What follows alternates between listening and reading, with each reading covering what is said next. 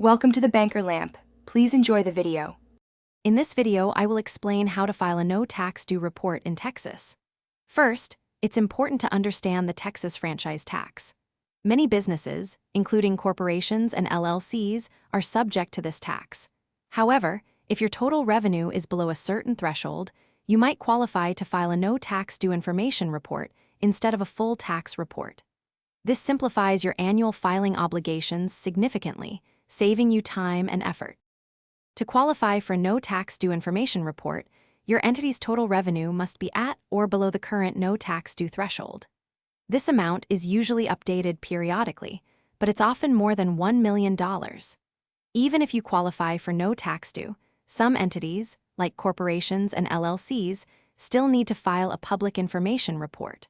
Always check the latest guidelines from the Texas Comptroller's Office to ensure compliance. The most efficient way to file is through the Texas Comptroller's e-Systems portal. Once logged in, navigate to the franchise tax section and select the option for filing a no tax due information report. You will need your Texas taxpayer identification number and other basic business details. The system guides you through each step, making the process straightforward and user-friendly. Ensure all information is accurate before submission. Remember, the annual filing deadline for the no tax due information report is typically May 15th.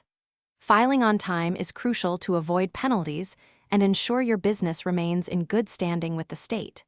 Even though no tax is due, this report is a mandatory annual requirement. Always maintain thorough and accurate records of your business's revenue and activities, as these are essential for proper reporting. Thanks for watching. If this was helpful, leave a like and consider subscribing. See you next time.